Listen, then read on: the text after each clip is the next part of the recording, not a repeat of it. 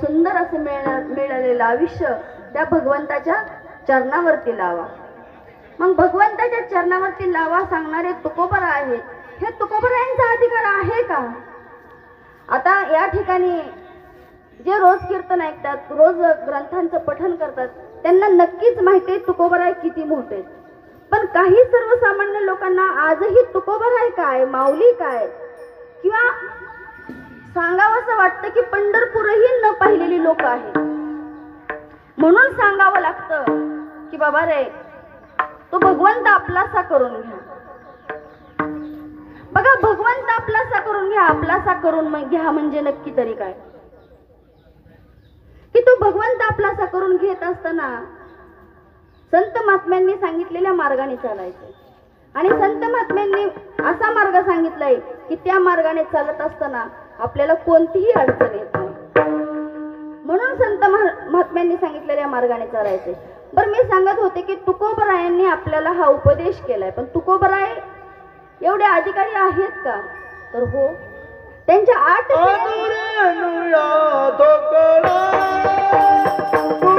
जीवनाचा नाश करून घेऊ नका।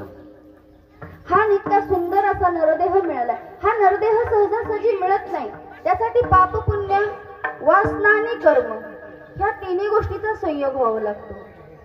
जर तुमचं पाप पुण्य समान झालं तर मनुष्य देह, मग आपल्याला असं वाटतं की अरे बाबा, आम्ही एखाद्याला जेवायला घातलं म्हणजे पुण्य झालं, एखाद्याला 4 पैसे दिले म्हणजे पुण्य झालं, पण पाप आणि पुण्य आपल्या हातात नाही। धर्माची तू मूर्ती, पाप पुण्य तुझ्या हाती। त्या भगवंताच्या हातात आहे पाप आणि पुण्य। आपल्याला तो दृष्टांत माहिती आहे सगळ्यांना, तरी सुद्धा सांगते। एक साधू महात्मे बसलेले असतात आणि एका सदगृहस्थाला असं वाटतं की साधू महात्मे तपश्चर्या करतात, जरा बसून बसून त्यांचे हातपाय दुखत असतील, मालिश करून द्यावं। मग तेलाची वाटी घेऊन जातात आणि साधू महात्म्यांच्या त्या हातापायाला मालिश करतात आणि मालिश करून ते निघून जातात। त्यांना असं वाटतं की तेवढं साधूंना बरं वाटेल, पण साधू झाडाखाली बसलेले असतात। बघा, त्या तेलाच्या वासानं त्या साधूच्या अंगाला मुंग्या लागल्या आणि त्या मुंग्या साधूला चावायला लागल्या। मग त्या ठिकाणी पाप झालं का पुण्य झालं? म्हणजे पाप आणि पुण्य आपल्या हातात नाही। आणि त्याच ठिकाणी एक मुलगा आला, हातामध्ये ऊस होता, ऊस खात आला आणि म्हटला, साधू ढोंगी आहेत, हे काय तपश्चर्या करत बसले झाडाच्या कडे? तिथंच उभा राहिला, ऊस खायचा, साधूच्या अंगावरती चुईटी टाकायचा। आता साधूच्या अंगावरती चुईटी टाकत होता, तो वेगळ्या उद्देशाने टाकत होता, पण परिणाम असा झाला की ती चुईटी जवळ पडल्यामुळं मुंग्यांना तो गोड वास आल्यामुळे त्या मुंग्या साधूच्या अंगावरून उतरल्या आणि चुईटीला लागल्या। पाप घडलं का पुण्य? म्हणजे पाप आणि पुण्य आपल्या हातामध्ये नाही।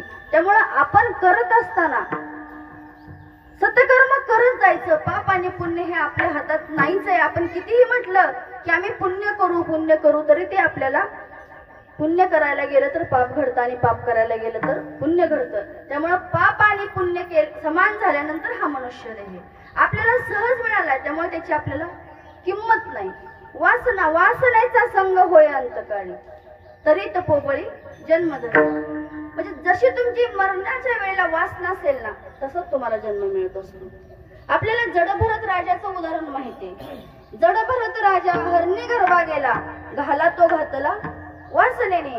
असा असणारा जडभरत राजा त्या भगवंताचं नामस्मरण करत होता, आणि भगवंताचं नामस्मरण करत असताना एक दिवस इथं सरोवरावरती आंघोळीसाठी गेले, आणि आंघोळीसाठी गेल्यानंतर त्या ठिकाणी ते गर्भीण हरिण पळत आलं।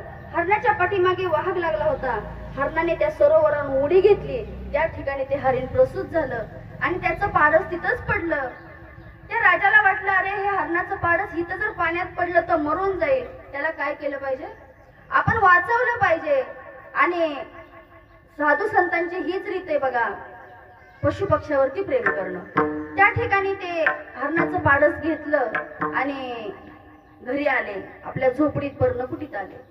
ते एवढ्या हरणाची प्रीती लागली त्यांना, एवढा लळा लागला की ते माझ्या हरणाचं कसं होईल, माझ्या हरणाचं कसं होईल असं म्हणत म्हणत माझ्या मरणाचं कसं होईल हे विसरून गेले।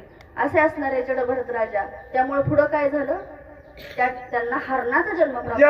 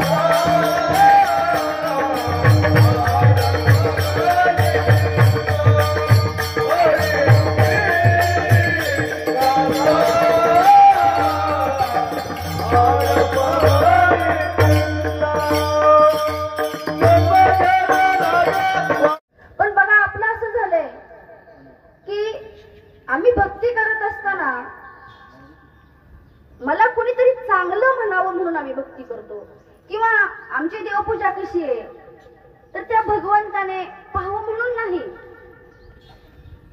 भगवंताने पाहावं म्हणून नाही, समाजाने पाहावं म्हणून. पण तुम्हाला समाजाचं एक सांगेन की आपल्या मनासारखं आपण वागायला गेलो ना तर त्याचा समाजाला त्रास होतो, आणि समाजासारखं वागायला गेलं ना तर आपल्या मनाला त्रास होतो. त्यामुळं काय केलं पाहिजे माहितीये का, आपल्याला सुंदर असा नरदेह मिळालाय ना, हा परत मिळणार नाही. आपण आपल्या धुंदीत जगलं पाहिजे. धुंदीत जगलं पाहिजे म्हणजे कसंही वेड्यासारखं नाही. ज्याप्रमाणे आपले काही संस्कार आहेत त्याप्रमाणे जगलं पाहिजे. आपल्याला चांगलं म्हटलं पाहिजे, आणि चांगलं म्हणून घेण्यासाठी खूप कष्ट आहे बरं का. चांगलं कुणी सहजासहजी म्हणत नाही, खूप काही करावं लागतं तेव्हा माणूस आपल्याला चांगलं म्हणतो. मग कशाला ह्या समाजाकडे लक्ष द्यायचंय. समाज दिलं घेतलं तर आपल्याला चांगलं म्हणते. जन हे सुखाचे दिल्या घेतल्याचे अंत हे काळीचे नाही कोणी, म्हणून साठी काय केलं पाहिजे तो भगवंत आपलासा करून घेतो.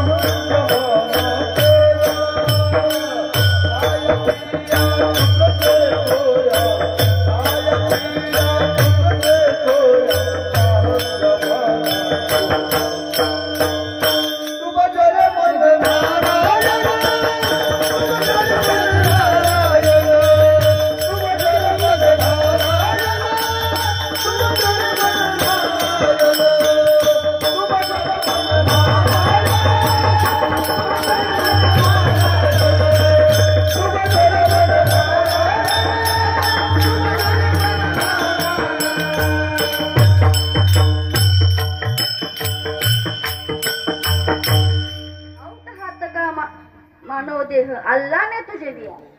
आऊट हात का म्हणजे, आऊट म्हणजे आपल्याला जुन्या माणसांना माहितीये की 3.5 हाताचा हा नरदेह आपल्याला त्या भगवंताने दिलाय. पण भगवंताने कशासाठी दिलाय हो? खाया पिया सुखसे सोया नाहक जमाना खोया ह्यासाठी दिलाय का? तर नाही, तो भगवंत आपलासा करून घेण्यासाठी दिलाय. पण आम्हाला विषय सांगत होते की आपल्याला असं वाटतं की समाजाने आम्हाला चांगलं म्हणावं. एक उदाहरण देऊन जाईल तुम्हाला. तानसेन गुरु आहेत, आपल्याला सगळ्यांना माहिती आहेत, संगीत अलंकार संगीत भूषण असणारे तानसेन, आवाज कमी होते, असे असणारे तानसेन सुंदर गायन करत होते. आणि एवढं सुंदर गायन करत होते, आणि ते एका राजाच्या राजवाड्यात गायनासाठी जात असे.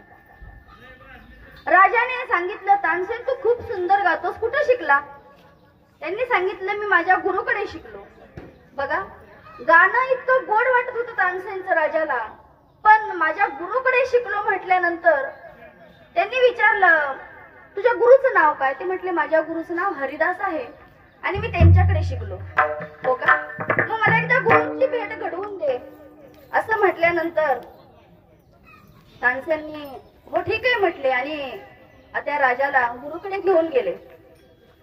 आणि राजाला गुरुकडे घेऊन गेल्यानंतर गुरु झोपलेले होते. आपल्याला सगळ्याला माहितीये की झोपीतल्या माणसाला उठवणं हे पाप आहे, झोपीतनं उठवायचं नाही. तानसेन तर एवढे मोठे विद्वान असे शिष्य होते, ते म्हटले गुरुला कसं उठवायचं?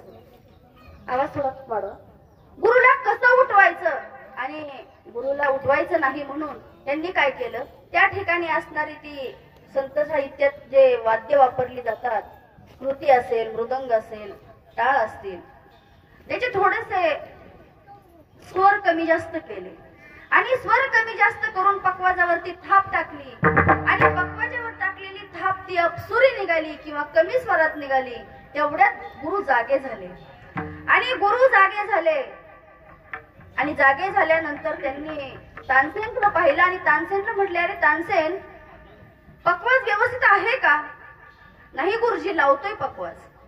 कारण तानसेनला गुरुंना उठवायचं होतं, पण उठवायचं कसं? उठवलं तर पाप लागेल, म्हणून तानसेननी त्या ठिकाणी वाद्यांच्यातच स्वराची कमी जास्ती केली, आणि गुरु उठले. गुरु उठल्यानंतर गुरु म्हटले, आणि इकडे पकवाज मी लावतो. गुरुंनी पकवाज लावला आणि गायन चालू केलं. गुरूंनी गायन चालू केलं आणि गायन चालू केल्यानंतर एवढे सुंदर गुरु गायले, एवढे सुंदर गायले हरिदास. आणि गायल्यानंतर त्या ठिकाणी राजा प्रसन्न झाला आणि राजा प्रसन्न होऊन तानसेनला म्हणतो, अरे तानसेन, खरंच तुझ्यापेक्षा तुझे गुरु खूप सुंदर गातात. बघा, मला एवढं सांगायचं होतं, ह्याच्या मागचा उद्देश लक्षात घ्या. तानसेनला त्यांचा गुरु म्हटले, राजा म्हटला, अरे तुझ्यापेक्षा तुझे गुरु खूप सुंदर गातात. त्यावेळेस तानसेनने उत्तर दिले, राजेसाहेब, मी गातो ते तुमच्यासाठी गातो आणि माझे गुरु गातात ना ते देवासाठी गातात. म्हणून आपण आपली भक्ती करत असताना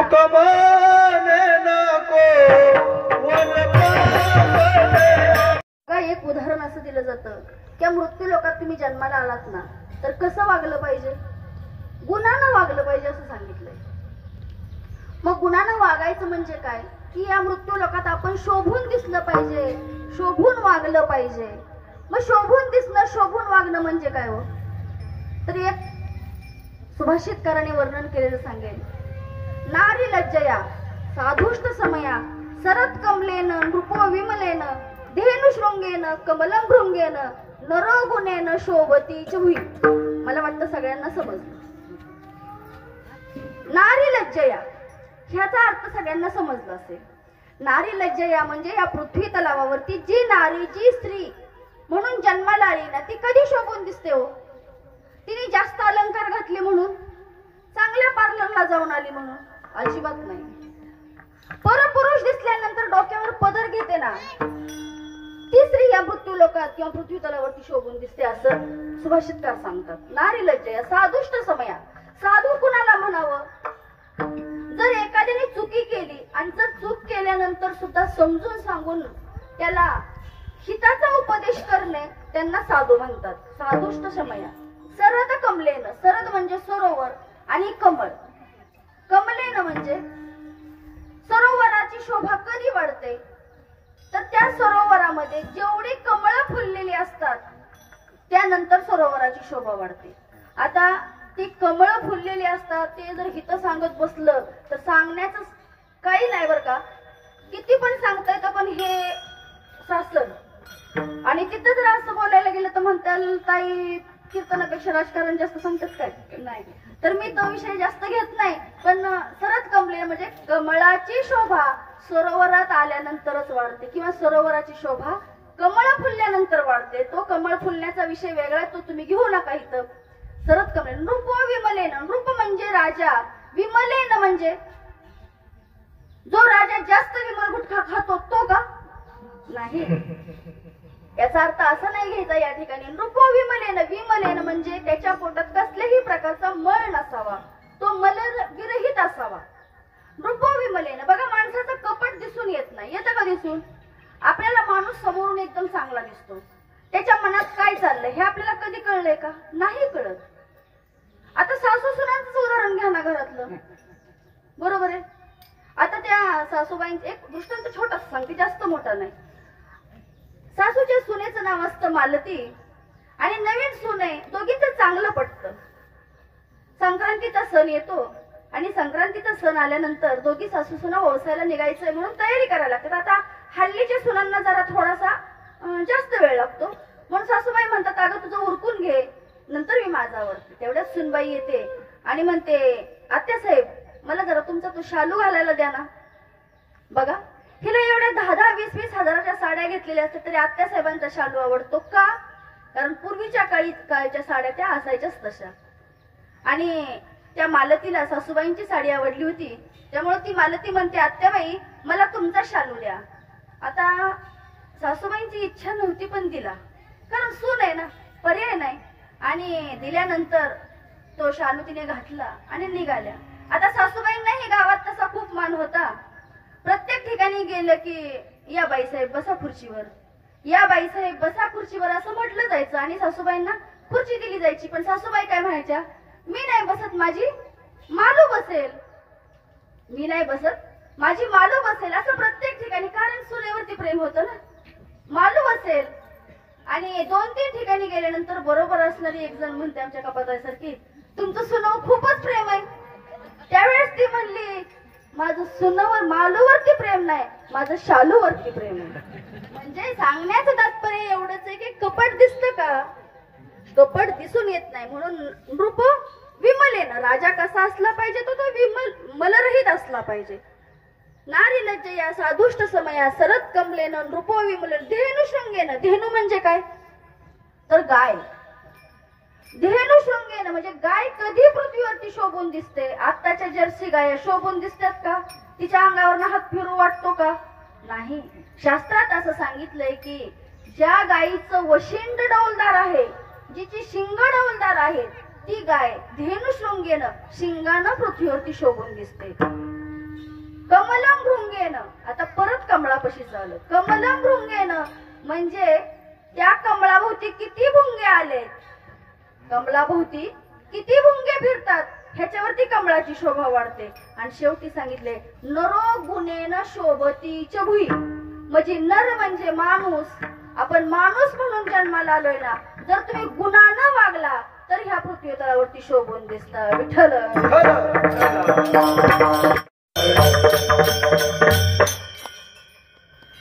बघ तुकोबाराय आपल्याला सांगतात की आता तरी पुढे हाची उपदेश नका करू नाश आयुष्याचा. तर तुम्ही काय करा की तो भगवंत आपलासा करून घ्या. सकळांच्या पाया माझे दंडवत, आपुलाले चित्त शुद्ध करा. तुम्ही तुमचं चित्त शुद्ध करा आणि तुम्ही तुमचं चित्त शुद्ध केल्यानंतर तो भगवंत तुम्हाला काय जास्त लांब नाही, पण चित्त शुद्ध करा. चित्त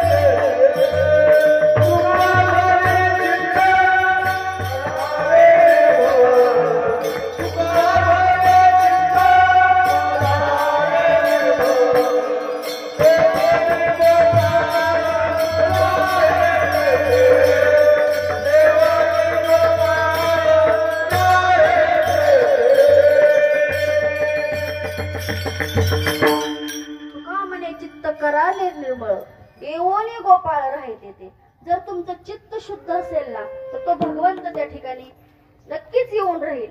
बघा आता भगवंत येऊन राहील, भगवंत येऊन राहील. आपल्याला माहिती आहे आज भगवंत येण्यासाठी, तो देव येण्यासाठी, ती देवी येण्यासाठी किती दिवस झाला आपला खर्च चाललाय. काय करतोय आपण शुद्ध घरदार शुद्ध. आम्ही 8 दिवस झालं आपल्या गावाकडच्या भाषेत सांगायचं झालं तर दसरा काढतोय. आता दसरा अजून पुढे, पण दसरा काढतोय नाव हे का पडले हे अजून मला काय कुठं सापडलेलं नाही, पण दसरा काढतोय ही म्हणण्याची पद्धत आहे. का तर माझ्या घरी आज देवी येणार आहे, देव येणार आहे. आणि जर भगवंत देवी येणार आहे म्हणून तुम्ही घर स्वच्छ करताय, पण घर स्वच्छ करताय पण हे घर स्वच्छ करायला सांगितलं या ठिकाणी. ते घर अशुद्ध राहिलं तरी चालेल, पण आपलं मन स्वच्छ झालं पाहिजे. एक उदाहरण सांगेन तुम्हाला. भगवंत प्रभू रामचंद्र आणि लक्ष्मण भैया फिरत होते बघा, आणि फिरत असताना त्यांना असं वाटलं मला एका ऋषींना भेटायला जायचंय. आणि देव भेटायला येणार आहेत हे त्या ऋषींना समजलं की मला माझा प्रभू भेटायला येणार आहे. पण बघा त्या ऋषींचं शरीर आहे ना पूर्ण नासलेलं कुजलेलं होतं. त्यांच्या अंगातून रक्तपू वाहत होता, असं असणार शरीर. आणि त्यांना असं वाटलं अरे मी माझं अख्खं आयुष्य भगवंताच्या चरणावरती लावलेलं आहे, पण प्रारब्ध क्रियामान संचिताचा भोग भोगिल्याची भोगतो नसू दे. प्रारब्धाने हे शरीर मला असं मिळालेलं आहे, माझ्या देहातून रक्तपू वाहतोय, मला दुर्धर असा आजार झालेला आहे, पण माझा देव मला भेटायला येणार आहे. त्या ठिकाणी त्यांनी काय केलं की योग बळावरती आपल्या शरीराची कातडी सोलली आणि एका ठिकाणी ठेवून दिली. त्या ठिकाणी शिष्य राखण ठेवले. आता शरीराची कातडी म्हटल्यानंतर त्याला राखण नाही केली तर माहिती आपल्याला मांसाचा तुकडा पडला तर त्याच्या भोवती कावळे कुत्रे किती फिरतात. त्याच्यामुळे शिष्य समुदाय त्या ठिकाणी ठेवला आणि असा पवित्र असा सुंदर देह धारण केला. कारण फक्त क्षणभरासाठी भगवंत मला भेटायला येणार म्हणून माझं शरीर स्वच्छ झालं पाहिजे. त्या ऋषींनी योग बळावरती ती कातडी सोडून ठेवली, दिव्य अशी कांती प्राप्त केली. प्रभू रामचंद्र तिथं आले आणि लक्ष्मण भैया दोघं आले. दोघं पलंगावरती बसून ऋषी आणि प्रभू रामचंद्र गप्पा मारतायत. आणि आता लक्ष्मण भैयांना वाटलं हे दोघं गप्पा मारतायत, तिथं काय थांबायचं, जर आपण फेरफटका मारून यावं. म्हणून लक्ष्मण भैया जातात आणि त्या ठिकाणी गेले, पाहिलं या ठिकाणी शिष्य समुदाय आहे. त्यांनी विचारलं तुम्ही इथं का थांबलात. पाहिलं तर एका पोत्यामध्ये असं थरथर थरथर कापत होतं. अरे म्हणले ह्या पोत्याखाली हलतंय काय. मग त्यांनी त्या शिष्यांना विचारलं ह्या पोत्याखाली नक्की ठेवलंय काय. तर शिष्य म्हटले आम्ही सांगणार नाही. लक्ष्मण भैया म्हणतात तुम्हाला माहितीये का मी कोण आहे. ते म्हणतात तुम्ही कोण आहे, आम्हाला काही जाणून घ्यायची आवश्यकता नाही, तुम्ही कोण आहे. ज्या अर्थी तुम्ही माझ्या गुरूंना भेटायला आलात त्या अर्थी माझे गुरुच मोठे, तुम्ही कोण आहात मला त्याच्याशी काही देणं घेणं नाही. त्या शिष्यांनी सांगितलं नाही ते काय आहे ते. आणि ते माघारी आले आणि प्रभू रामचंद्रांच्या आणि त्या ऋषींच्या गप्पा झाल्या, निघाले. आणि निघाल्यानंतर बाहेर आले आणि प्रभू रामचंद्र लक्ष्मण भैया म्हणतात दादा तुम्हाला माहित आहे का तुम्ही ज्या ऋषींशी गप्पा मारल्या ते ऋषी कोण आहेत. त्यांचे शिष्य मला उत्तर त्यांनी दिलं नाही. कशाचं उत्तर दिलं नाही. म्हटले तिथे मी विचारले या पोत्याखाली काय, त्यांनी सांगितलं नाही. ठीक आहे म्हटले ऋषींना जाऊन विचार. आता लक्ष्मण प्रभू रामचंद्रांना माहित नव्हतं का हो, चतुरातो शिरोमणी गुण लावण्याची खाली भगवंत असा चतुर आहे, त्याला काही माहित नाही, त्याला माहित होतं सगळं. पण लक्ष्मण भाईंना त्या ऋषीकडे पाठवलं. ऋषींनी विचारलं ऋषींना ऋषी त्या पोत्याखाली काय.